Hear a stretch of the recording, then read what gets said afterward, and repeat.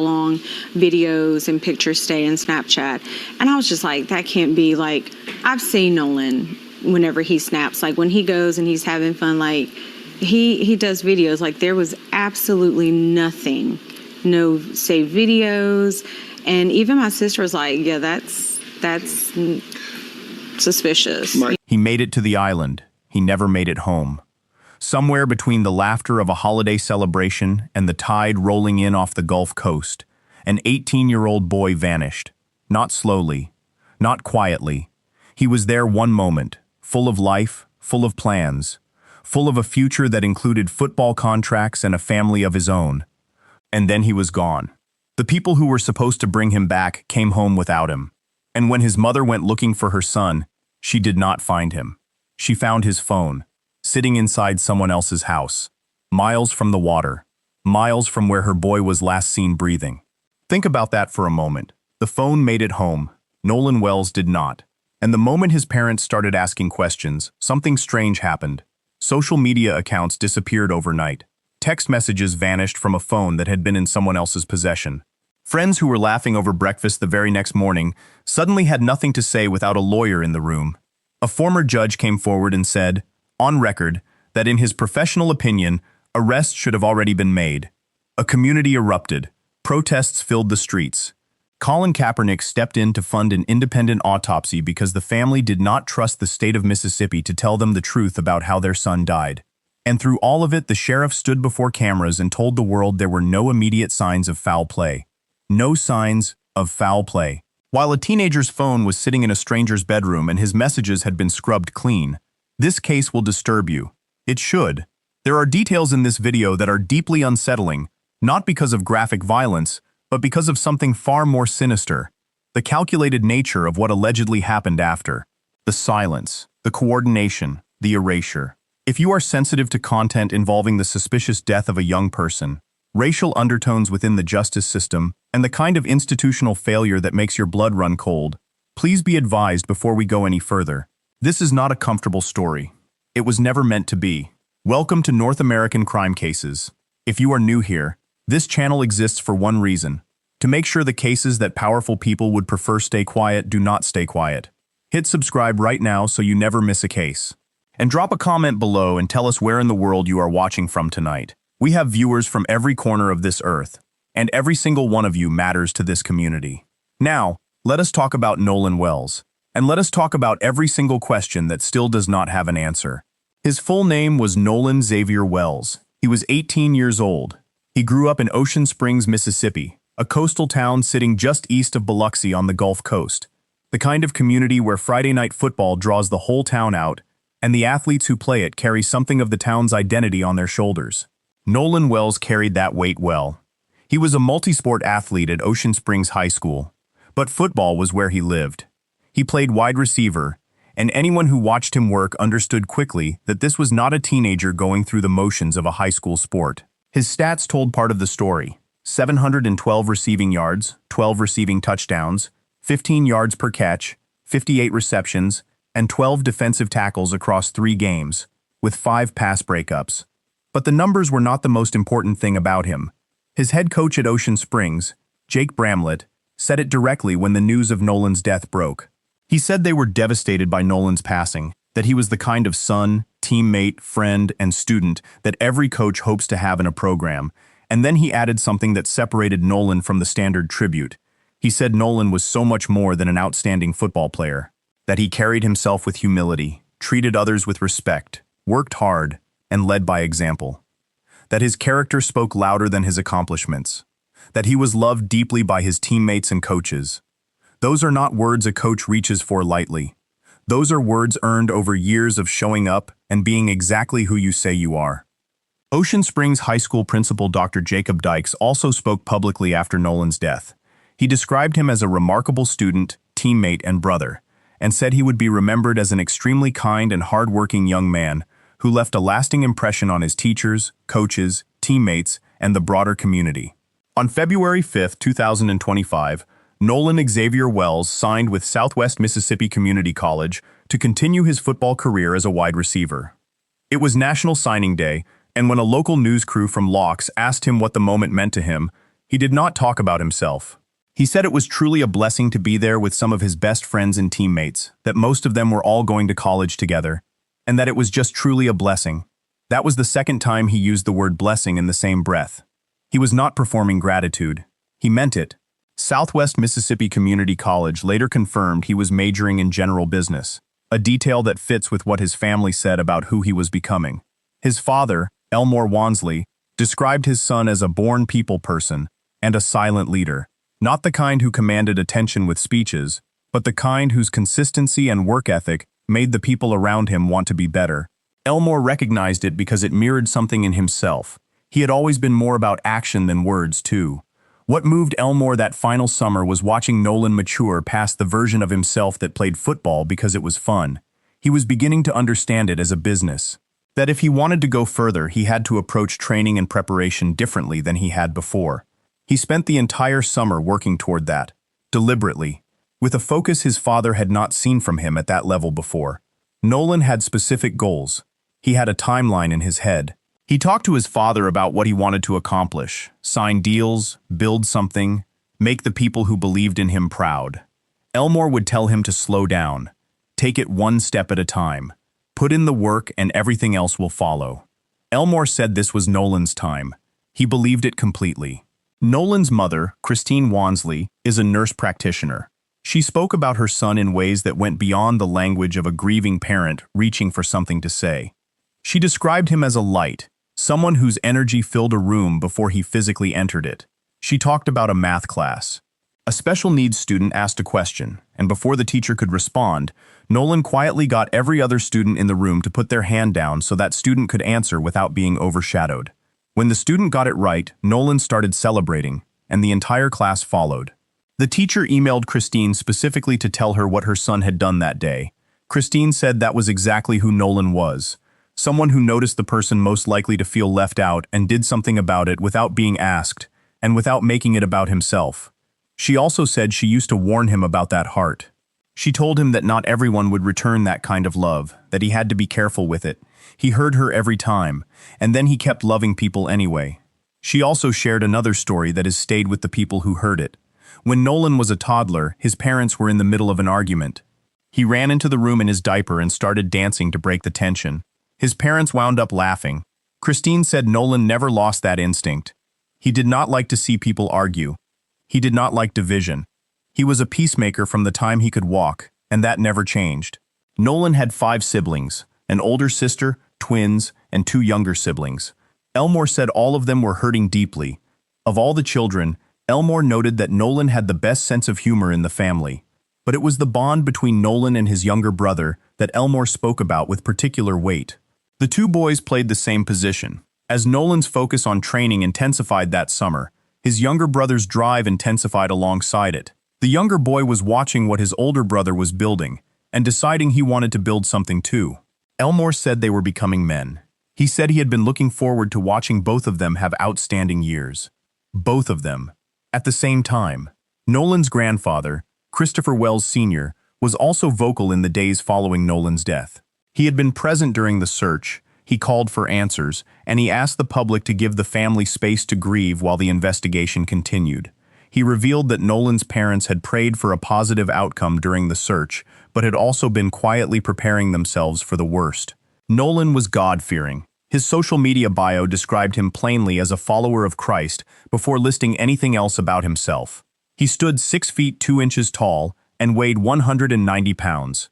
He was competitive, focused, and had a specific picture in his mind of what his future looked like.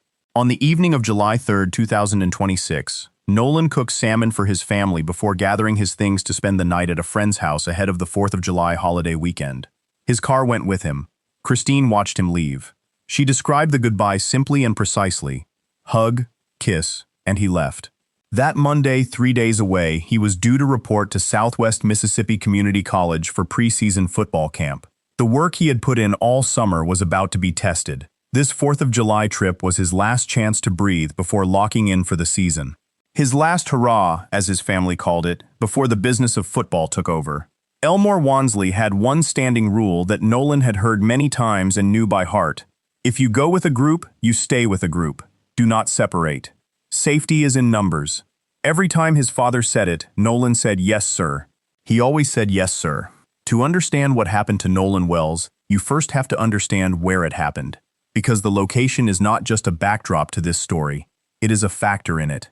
Horn Island sits roughly 10 miles off the Mississippi Gulf Coast, south of Ocean Springs.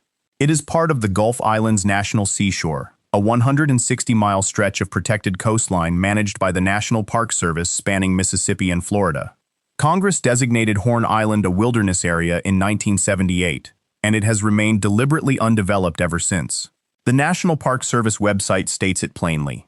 There is no staff, no drinking water, no shelter, no facilities, and no communication on the island. No cell service, no bridge, no ferry, no road. The only way on or off Horn Island is a private boat. If something goes wrong out there, the nearest help is 10 miles away across open water, and you cannot call for it.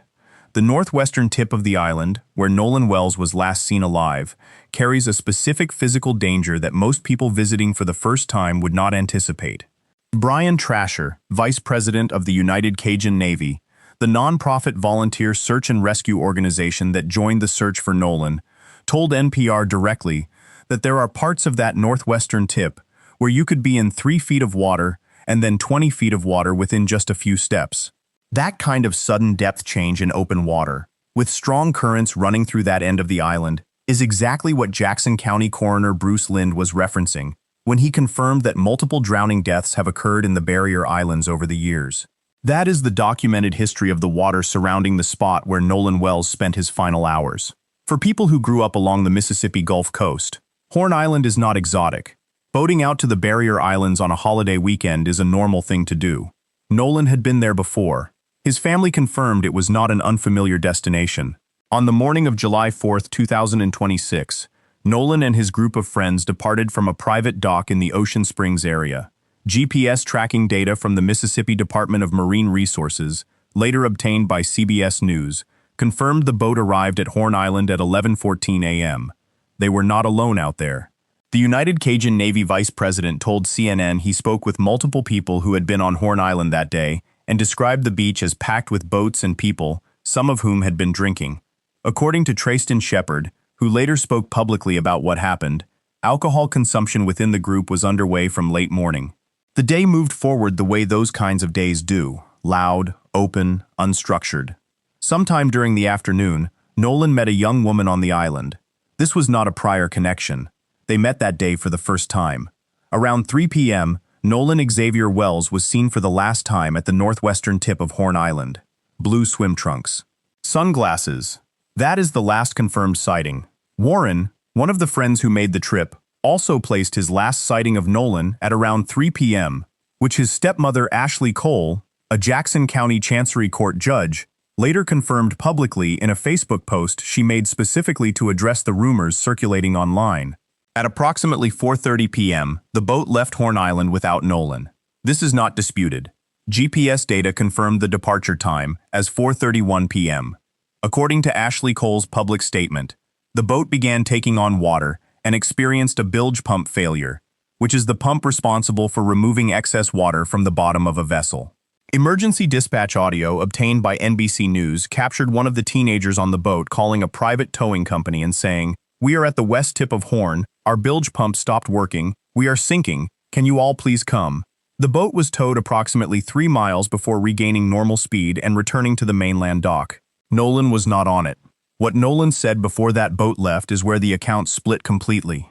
Ashley Cole stated in her Facebook post that Nolan made a decision to stay on the island and planned to return inland later with another group. Trayston Shepard gave a similar version, that Nolan had met the young woman, was interested in her, and chose to stay behind. But the young woman who was with Nolan in those final moments told investigators something entirely different. She said Nolan told her he was going back to get on the boat with the boys. Not that he was staying, not that he had another plan. He told her he was leaving with his group.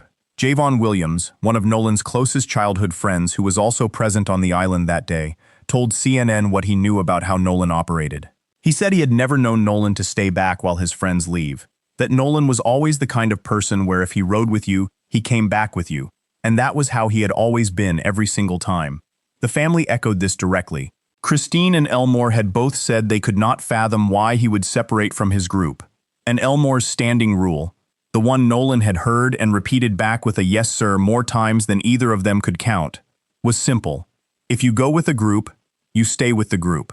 At approximately 11 p.m. on July 4th, Warren called the Coast Guard. The family later confirmed this at their press conference. The Coast Guard told Locks on July 9th that the call came in around 11 p.m., but that it did not require Coast Guard assistance at that time. Christine Wansley reported Noland missing to the Jackson County Sheriff's Office at midnight when he did not come home. The Coast Guard Sector Mobile did not receive a formal request for assistance from the Jackson County Sheriff's Office until 12:26 p.m. on July 5th. That is more than 13 hours after the first call to the Coast Guard. On the morning of July 5th, Christine posted on social media asking for help finding her son. She reached out directly to the United Cajun Navy, who say their search began specifically because of her outreach.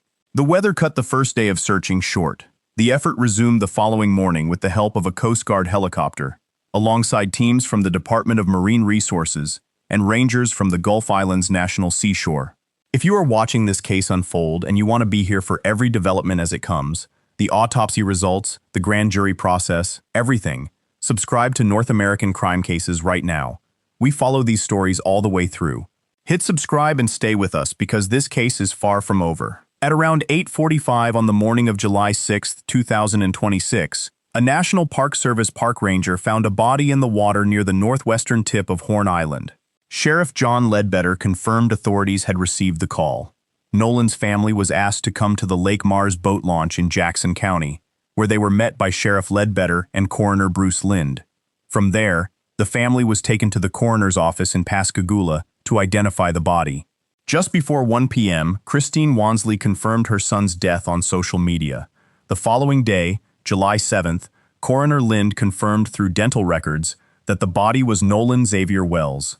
Lind told CNN there were no immediate, obvious signs of physical injury or trauma on the body. He also noted the swimsuit Noland was wearing matched the one in the last known photograph of him alive. Significantly, Lind disclosed that he had requested the state medical examiner's lab specifically because of the condition the body was found in, and to establish definitively whether there was any trauma. An autopsy was performed that same day by the Mississippi State Medical Examiner's Office. Results were not immediately available. Lind confirmed publicly it could take a couple of weeks to receive the full findings, which would include a toxicology report. Sheriff Ledbetter maintained publicly that nothing in the evidence collected indicated a crime had occurred and that drowning was suspected. Ben Crump, retained by the family on July 7th, challenged that position immediately. Elmore Wansley had described his son as an elite athlete who was in tip-top shape and knew how to swim. Crump put the question directly. What teenager would leave their phone behind if they were going to stay on that island? And what teenager would not take their phone? Christine also addressed the altercation narrative that had been circulating online. She told CNN that Noland was not someone who liked fights or physical confrontations. She said he really did not even like arguments. That statement matters because what was found on and missing from his phone pointed directly at something far more troubling than a voluntary decision to stay behind. While the search for Noland was still underway on July 5th, Christine had already begun tracking his phone through the Life 360 app. What she saw was that the phone had returned to land and was in motion. She then checked Snapchat's location data and found it was showing the phone in a completely different location than Life 360. Two separate tracking apps, same device, two different locations simultaneously. She reached out to Tashima Hands, the mother of Javon and Jalen Williams, Noland's closest childhood friends. Tashima checked Snapchat and found a location where, as she described it, a lot of people were at. She drove there. When she arrived, the lights inside the house were off. The teens inside took approximately 15 minutes to return the phone. Someone initially told Tashima the phone was in Wyatt's truck, then said a girl at the house would bring it out instead. Tashima said later that the delay made her question why it took that long to hand over a dead boy's phone. The friends pushed back further. One of their mothers had to get on a speakerphone call with Christine Wansley before the phone was finally surrendered. It was not handed over willingly. The family tracked it down and retrieved it themselves. That same night, Elmore Wansley went separately to another friend's home to retrieve Noland's car and keys. He collected them and left. When Christine and her sister sat down with the phone, what they found stopped them. Noland had two Snapchat accounts, Both were completely empty. No saved videos, no stories, no images, zero content across both accounts. Christine described it on Good Morning America. She said he had 2 accounts and there was absolutely nothing, and that it was not even 24 hours, which is how long pictures and videos stay in Snapchat before automatic deletion. She said she immediately believed something had been deleted. Beyond the Snapchat accounts, text messages had also been deleted from the phone. Then there was the video. A recording had been circulating online showing what appeared to be a confrontation, with a voice heard in what sounded like a demand. At his July 10th press conference, Ben Crump said Wells could be heard in the video saying, "Give me my phone, what are you doing?" and argued the footage raised new questions about how the phone ended up in someone else's possession. Other young people who were present, Crump said, had identified the voice as Noland's. Trayston Shepard, 20 years old, responded through a Rolling Stone interview published July 11th. He said the voice in the video was his, not Noland's, and that his exact words were, "Get me off this boat." He had been in a physical altercation with a stranger who allegedly started a fight with him. His uncle, who had raised him like a father, told him to get on the boat and leave. He complied but then changed his mind and tried to go back to shore, at which point, someone on a nearby boat began filming. His girlfriend, his uncle, and a family friend all corroborated his account. The family friend told Rolling Stone he was the person in the video trying to calm Shepard down, and that nobody knew what Shepard was saying better than him because Shepard was screaming it directly in his face. Shepard said Noland was not visible in the video at all, that he was just out of frame in the water. Javon Williams told TMZ separately that the audio in the video sounded too clear to have come from that distance on land, and that the altercation sounded exactly like his other friend who had gotten into a confrontation on the boat that day. He said he had been trying to calm that friend down while parents on the boat were also trying to get the friend to leave. Shepard confirmed to Rolling Stone that he was the friend Williams was describing. Shepard also told Rolling Stone he had given his full account to local police officers on July 10th and had been cooperating with law enforcement. Investigators formally requested the family turn over the phone. Crump confirmed they would comply and announced his team would conduct an independent forensic investigation of the phone's data running parallel to law enforcement's own analysis. In the days following Noland's death, the friends connected to the trip began deactivating their social media accounts.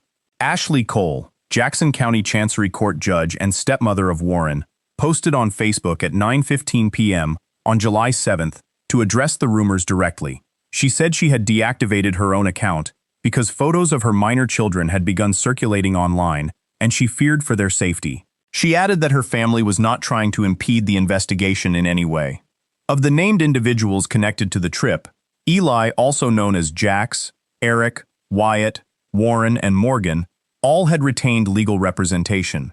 A young woman named Katie was the only person in that circle described as cooperating openly with investigators without having lawyered up. From Noland's separate circle of teammates and longtime friends, public allegations emerged that the group he traveled with was known to use a specific substance, and that a bad reaction combined with alcohol may have contributed to what happened. These remain unverified allegations not confirmed by any official source, and are presented as what they are: public claims, not established facts. Ben Crump confirmed his team was receiving between 50 and 100 calls per day from people who had been on Horn Island on July 4th or who had relevant information to share. The Jackson County Sheriff's Department issued a formal public appeal requesting original, unedited photos and videos from Horn Island that day, specifically footage depicting alleged altercations or images believed to include Noland Wells. Their statement was direct. Original media, they said, often contains critical details that may be essential to the ongoing investigation. The phone had come home without Noland. The Snapchat was wiped within the window it should not have been. The messages were gone. The accounts were deactivated. The lawyers were retained. And somewhere on someone's device was footage from that island that investigators believed could change everything that was known about the final hours of Noland Xavier Wells. By July 7, 2026, the Wansley family had buried their son's phone evidence, retrieved his car keys from a friend's home, discovered wiped Snapchat accounts, and been told by the local sheriff that no foul play was suspected. They had done all of that while simultaneously planning a funeral and trying to hold themselves together in front of 5 grieving children. On that same day, they retained Ben Crump. Benjamin Crump is one of the most recognized civil rights attorneys in the United States. His name is attached to some of the most consequential wrongful death cases in recent American history: Trayvon Martin, Breonna Taylor, George Floyd. When a family retains him, it is because they have decided the local system alone cannot be trusted to find the truth. That is exactly where Christine and Elmore Wansley had arrived. Crump's formal statement upon retention said it plainly. Noland Wells was a beloved son, teammate, and friend who went out to celebrate the 4th of July and never came home. His family deserves answers. They deserve the truth. We will not rest until every fact about what happened to Noland on Horn Island is brought into the light. Crump immediately assembled a team. He named Liza Park, a senior attorney in the Atlanta office of Ben Crump Law, as part of the legal team. Park later said she had heard about Wells's death before she even received the call to work on the case. She said it does not take an attorney or a special investigator or someone with extreme training to know right off the bat that something is wrong here. Crump also brought in attorney Eric Hertz to lead the independent investigation. Hertz disclosed publicly that his investigation was staffed by former law enforcement officers and federal agents, not civilians conducting amateur inquiry, but professionals with investigative experience running a parallel track to whatever the sheriff's department was doing. Hertz stated their job was to cut through all the noise and find the truth, and that the truth needed to be found by unbiased investigation as well as unbiased lawyers. Crump's formal demand to the system was direct and specific. He called for a full, transparent, and urgent investigation into the death of Noland Wells, and for the timely release of all investigative records, witness accounts, and autopsy findings. Not a summary, not a press statement, everything. On July 10, 2026, the family traveled to New York. At noon, they stood at the microphone inside the National Action Network's House of Justice at 6 Hancock Place in Harlem, alongside Ben Crump, Liza Park, and Reverend Al Sharpton.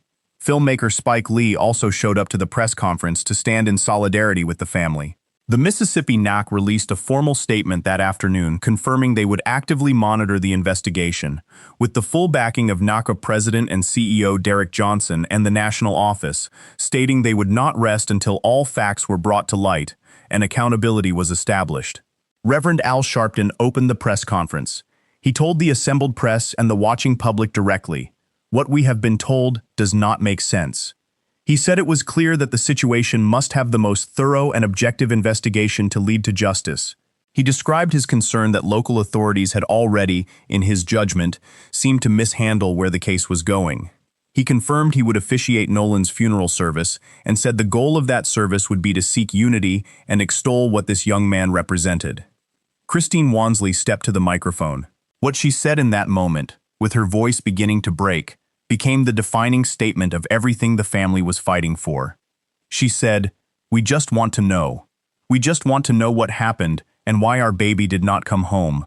We want it to be an honest, thorough investigation. That is all we are asking for." She and Elmore were not activists. They had not sought out cameras or national platforms or press conferences.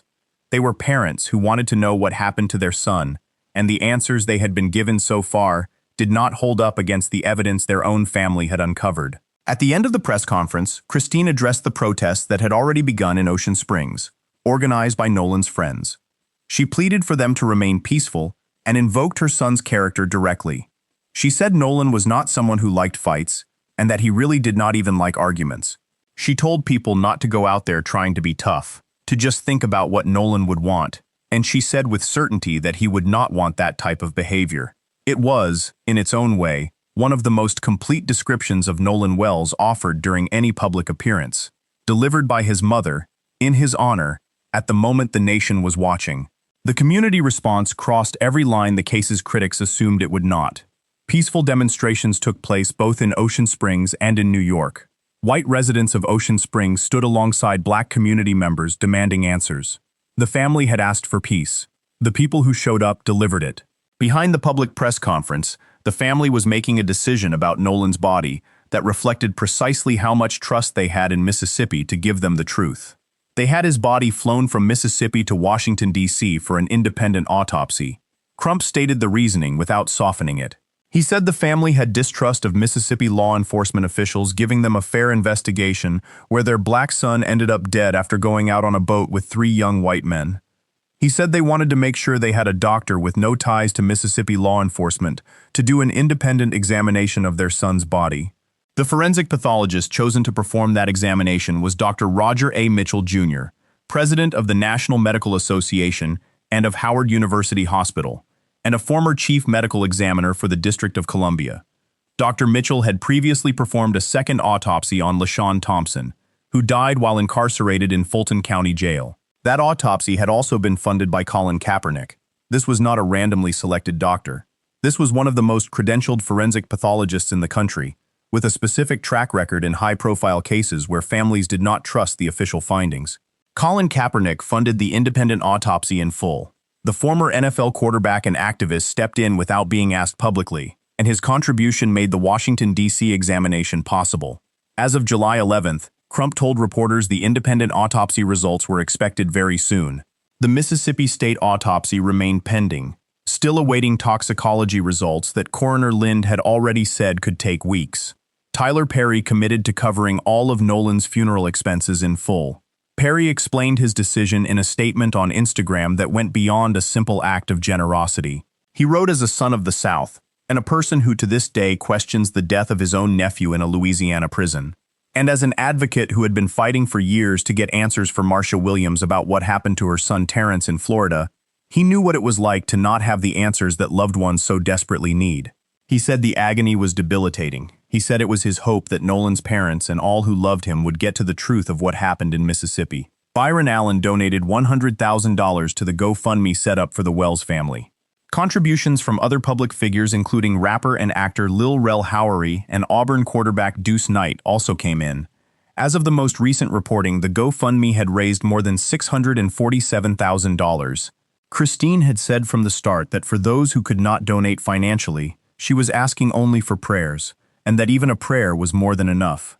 She described the outpouring as a godsend. Reverend Sharpton addressed the racial dimension of the case from the podium with specificity.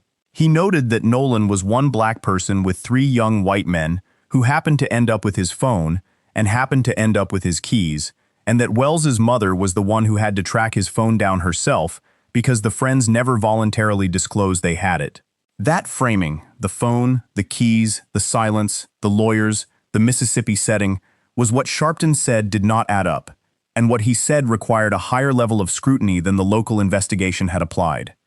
Christine and Elmore had spoken with Noland throughout his life about how to move in certain spaces. She was clear in every interview that this was not about feeding into racism or stereotypes. She said it was simply a matter of fact. There had been many cases and many instances that showed it was unfortunately a pattern.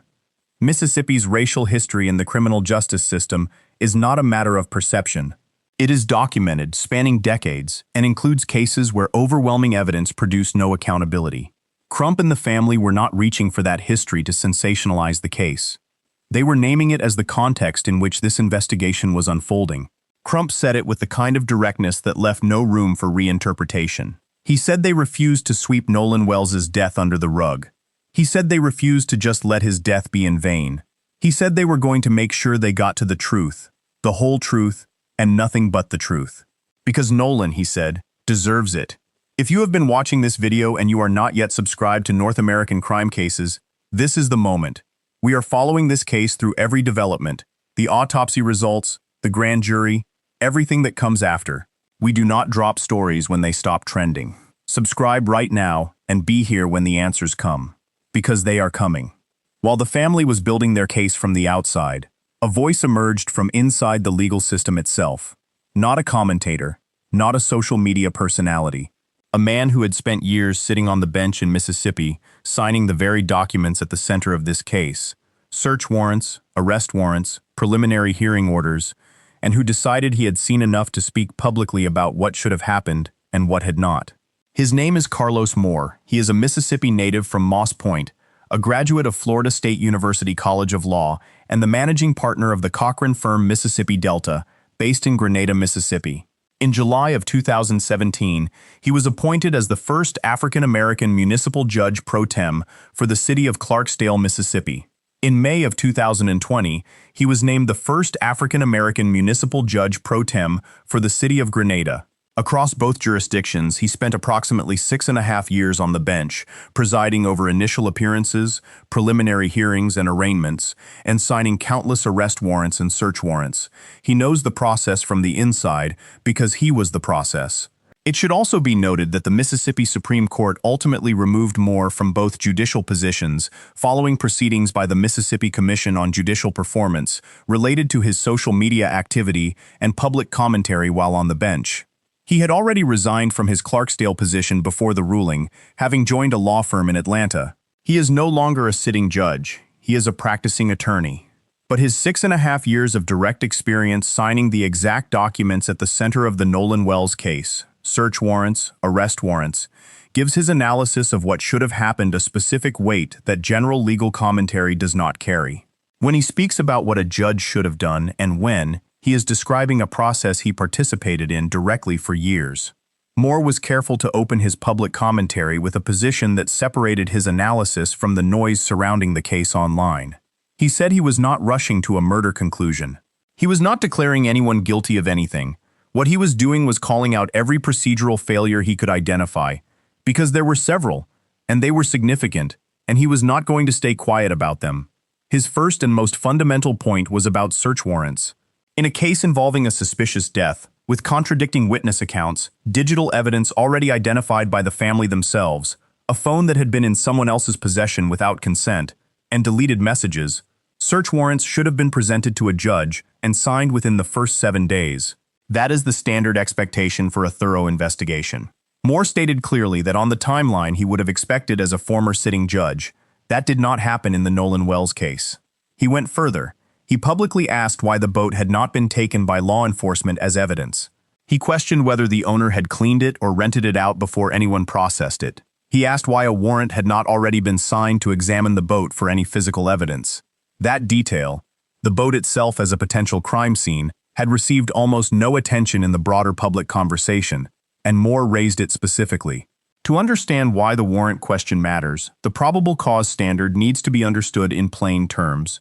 Probable cause means more likely than not that a crime has been committed. It is not the same as proof beyond a reasonable doubt, which is what a jury needs to convict at trial. Probable cause is a significantly lower threshold. It does not require certainty. It does not require a confession. It requires enough documented evidence, presented to a judge in affidavit format, to establish that it is more likely than not that something criminal occurred. That is the bar for a search warrant. That is the bar for an arrest warrant. And Moore's argument was that the evidence already publicly known in the Noland Wells case was more than sufficient to clear that bar on multiple fronts. He started with the phone. A recording existed in which a voice could be heard in what sounded like a demand related to a phone. The phone subsequently ended up in the home of one of the friends who returned from Horn Island without the consent of its owner. Those two facts combined, the audio and the confirmed possession without consent, constituted, in Moore's legal analysis, a theft case. He said that if that evidence had been presented to him in proper affidavit format while he was on the bench, he would have signed an arrest warrant for theft. That simple.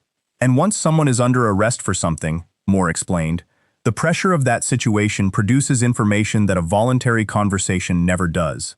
Beyond the phone, Moore identified additional areas of potential criminal exposure that had not been publicly addressed by law enforcement.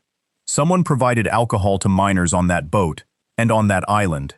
That is a crime in Mississippi. Whoever provided it could be identified, and if the evidence were presented in affidavit format to a judge, an arrest warrant could be signed on that basis alone. The question of whether the boat was operated by someone who was impaired also needed to be formally examined. Boating while intoxicated carries its own legal consequences. If substances beyond alcohol were present, as had been alleged publicly by people from Noland's separate social circle, then drug possession charges were also on the table. And if there was any evidence that Noland's body had been interfered with after death, abuse of a corpse is a felony under Mississippi law. Moore identified each of these as potential criminal exposures that a thorough investigation should have been actively pursuing. His position on the friends themselves was equally direct. He said they should not have been classified merely as persons of interest. That language, he explained, is softer and carries fewer legal obligations for law enforcement to act on. They should have been classified as suspects. They should have been brought to a station and formally questioned, not as a courtesy conversation, but as suspects in an active investigation. That had not happened on the timeline Moore would have expected. He also raised a specific question about Ashley Cole, the Jackson County Chancery Court judge who is the stepmother of Warren. one of the young men on the trip.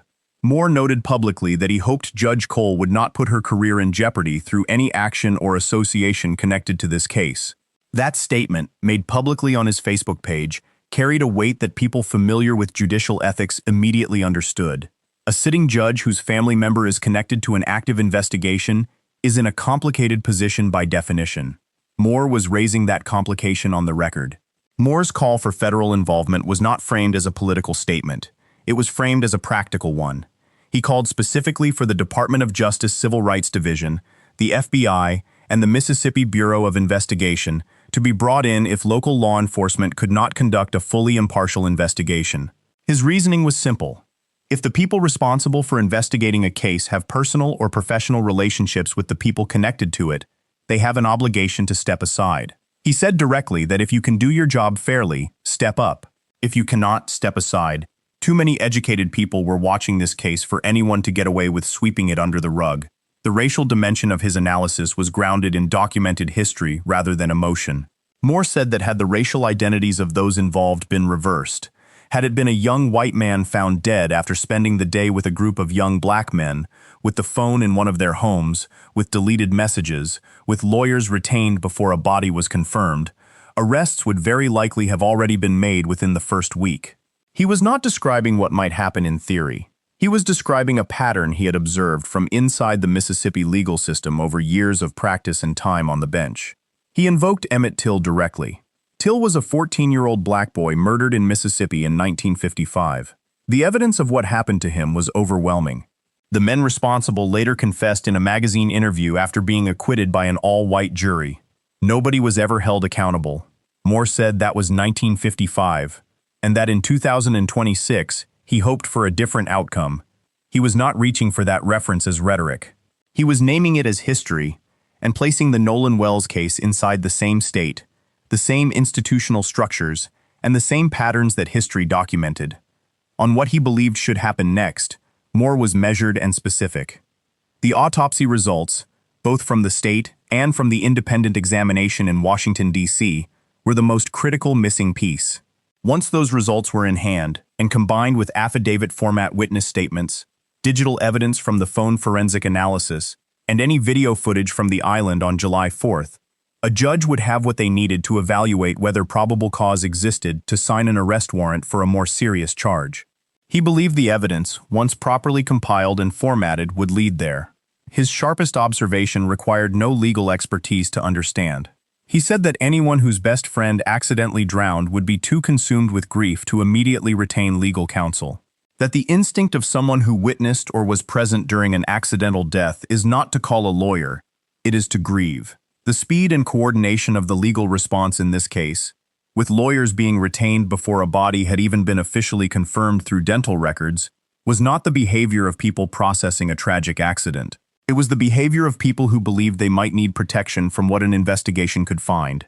Moore made that observation without calling anyone a murderer. He simply described what the behavior pattern looked like to someone who had spent years watching how innocent people and guilty people respond when law enforcement comes looking. And then he asked the simplest question in the entire case. If Noland Wells voluntarily chose to stay on that island, if everyone believed he had freely decided to remain behind, why was anyone calling the Coast Guard at 11 p.m. that night? Nobody has answered that question. On the morning of July 15, 2026, the family and their full legal team, Ben Crump, Eric Hertz, and Liza Park, met with Jackson County District Attorney Angel Myers McElrath at 9 a.m. It was the first meeting between the family and the DA since Noland's body had been recovered. The press conference that followed was held in front of the Jackson County Courthouse in Pascagoula. Crump described the meeting as respectful. He said the DA explained the legal process that would follow once the sheriff's investigation is complete. Her confirmed position, once the Jackson County Sheriff's Office finishes gathering evidence, the full findings will be presented to a grand jury. The DA's office was careful to clarify what that means. Convening a grand jury does not necessarily mean investigators suspect criminal activity.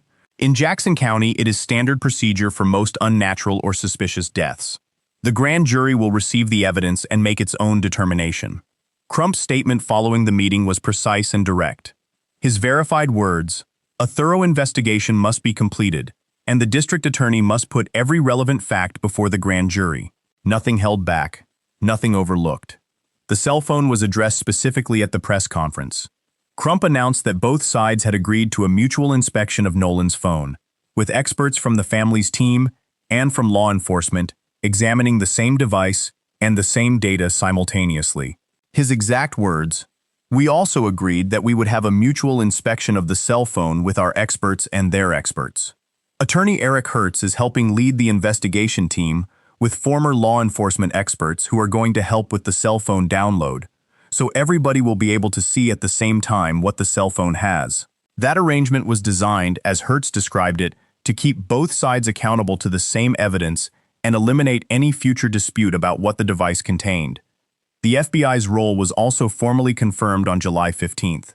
Mississippi Public Broadcasting obtained the FBI's verified statement. At the federal level, the FBI has been working to address interstate threats that were received by individuals related to this matter, but these efforts are in parallel with Jackson County's independent investigation. The sheriff's office remains the lead agency on the death itself. The FBI's confirmed involvement is specifically and exclusively on the interstate threats. Crump also used the July 15th press conference to address the AI-generated videos falsely depicting Christine Wansley that had been circulating online. He said his team reposts content to solicit tips and gather information, not to authenticate or confirm anything, and that just because his team reposts something does not mean they are vouching for it as fact. For a family already carrying more than any family should have to carry while preparing to bury their son, the additional strain of fake videos using their image was one more thing they had not asked for and did not deserve. As of July 15th, both autopsy results, the state examination and the independent one conducted by Dr. Roger A. Mitchell Jr. in Washington, D.C., remained pending. Crump had initially said the independent results would be available the previous Friday. They were not. He said at the press conference that he hoped to share the results soon but did not provide a specific timeline. The family, he noted, was focused on the funeral. The funeral was confirmed for Monday, July 20th, 2026, at Center Point Church in Ocean Springs, Mississippi. Visitation was scheduled from 9 a.m. to 11 a.m., with the service beginning immediately after. Reverend Al Sharpton would officiate. Following the service, a celebration of life would be held at the Jackson County Fairgrounds. Family, friends, teammates, peers, and members of the media were all invited. Christine had been clear about what she wanted that gathering to be. Not a traditional funeral reception, but a party. Because Noland, she said, would not have wanted them sitting around crying and eating. He would have wanted them to celebrate him the way he actually lived. She also used that moment to ask one more time, for anyone planning protests even on the day of his service, to keep it peaceful. Because that, she said, was what Noland would have wanted too. As of July 15th, 2026, this is where the case stands. Both autopsies have been physically performed. The state examination by the Mississippi State Medical Examiner's Office and the independent one conducted by Dr. Roger A. Mitchell Jr. in Washington, D.C. Neither set of results has been released. The cause of death has not been determined. The toxicology portion of the state examination alone could take weeks. The cell phone at the center of the evidence dispute is now being examined simultaneously by two separate forensic teams. One coordinated by Eric Hertz and the family's independent investigators staffed by former law enforcement and federal agents. The other by the sheriff's department, under a mutual inspection agreement reached directly with the district attorney. The case will go before a grand jury once the sheriff's department completes its investigation. What that grand jury decides will depend entirely on what the science says, what the digital evidence reveals, and what affidavit format witness statements ultimately contain. The FBI is engaged on the interstate threats. The district attorney is engaged on the investigation itself. Ben Crump and his team are not going anywhere. There is one more detail worth noting about where this family stands right now. As of July 15th, Christine and Elmore Wansley had still not received the incident report from the Jackson County Sheriff's Department. Christine confirmed it herself. She said the last time they actually spoke to someone from the Sheriff's Department was the previous Tuesday, and that was a text message she initiated herself, simply asking for an update. The DA's office had stepped in to take over communications because they have a victim advocate, and the family was grateful for that. But the fact that more than a week after their son's body was found, the family of Noland Wells had still not been handed a basic incident report is its own statement about where the communication in this case has stood from the beginning. That is the status. But status is not the same as answers. And the answers have not come. There are questions in this case that have not been resolved and cannot be resolved by a press conference or a public statement or a social media post. Why did 13 hours pass between the first Coast Guard call and the official launch of a search? How did Noland's phone end up in someone else's home without anyone volunteering that information to his family? Why were the messages deleted? Why were both Snapchat accounts wiped clean inside the window when content should still have been there? Why did multiple people connected to that trip deactivate their social media accounts before a body had even been officially confirmed through dental records? Why did lawyers get retained before Noland Wells had been formally identified? What does the video actually show, and whose voice is on it? What will the toxicology reveal about what was in Noland's system when he died? And what happened in the hours between 3 p.m. on July 4th, the last confirmed sighting at the northwestern tip of Horn Island, and 11 p.m. that night, when someone finally picked up a phone and called the Coast Guard? Every single one of those questions is still open. The funeral was originally planned for the Mississippi Coast Coliseum, a venue that reflects just how many people this community expected to attend. The venue was changed to Center Point Church in Ocean Springs. Services are confirmed for Monday, July 20th, 2026. Visitation from 9 to 11 a.m. The funeral service immediately following, officiated by Reverend Al Sharpton. Funeral arrangements have been entrusted to Lockett Williams Mortuary, Inc., based in Gulfport. After the service, a celebration of life will be held at the Jackson County Fairgrounds, open to family, close friends, former teammates from Noland's middle school, high school, and college football years, and members of the media. Christine was clear about what she wanted that gathering to be. She said they want to celebrate Noland, and that he would not want them sitting around crying and eating. She said what they are going to do is have a party to celebrate him. She also asked, one more time, that anyone planning to demonstrate on her son's behalf keep it peaceful. She said Noland would never want any type of violence. Not on any day. And not on that one. What is not open is who Noland Xavier Wells was. That part of this story is settled, and it does not require a grand jury to confirm it. He was 18 years old. He was a wide receiver with a college scholarship and a plan for his life that extended well beyond football.